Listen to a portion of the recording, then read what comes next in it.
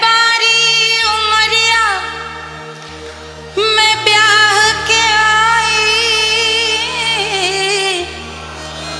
अरे मैं भोली सैया नादान।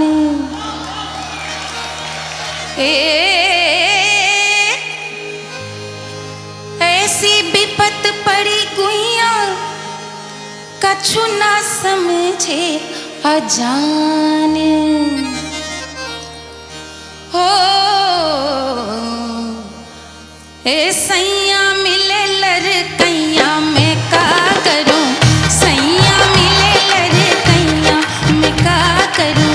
सैया मिले लड़कैया मैं का करूं, सैया मिले लड़कैया मैं का करूं, सैया मिले लड़कैया मैं का करूं, सैया मिले लड़कैया मैं का करूं, हाँ सैया मिले लड़कैया मैं का करूं,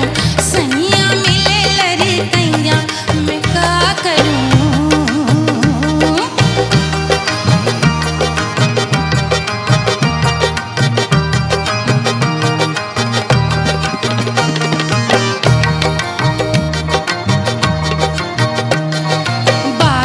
बरस की मैं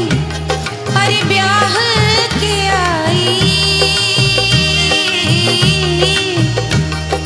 12 बरस की मैं ब्याह के आई, 12 बरस की मैं ब्याह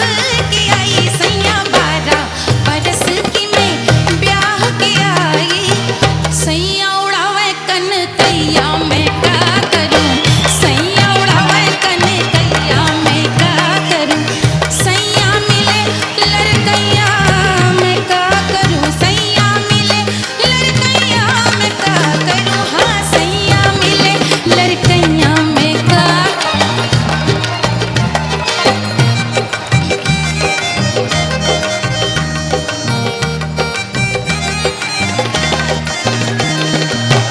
ओ 15 बरस की मैं अरे गौने पे आई,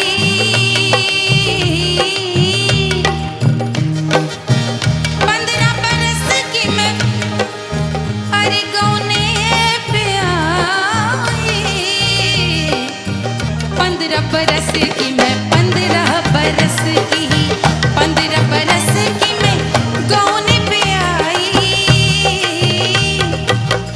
सैया छुड़ावे मुझसे भैया मैं का करूं, सैया छुड़ावे मुझसे भैया मैं का करूं, सैया मिले लड़कैया मैं का करूं, हाँ सैया मिले लड़कैया मैं का करूं, सैया मिले लड़कैया मैं का करूं, सैया मिले लड़कैया मैं का करूं।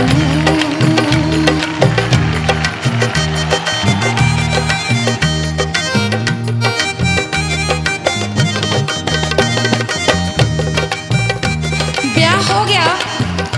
और ब्याह के बाद गौना भी हो गया, लेकिन लोकगीतों की एक खासियत है, लोकगीत वही कहते हैं जो आम आदमी सोचता है, जो भोले आदमी सोचते हैं। अरे 16 बरस मोरी बारी उमरिया,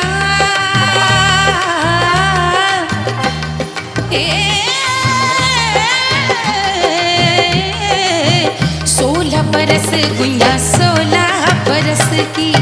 16 बरस मोरी बारी उमरिया,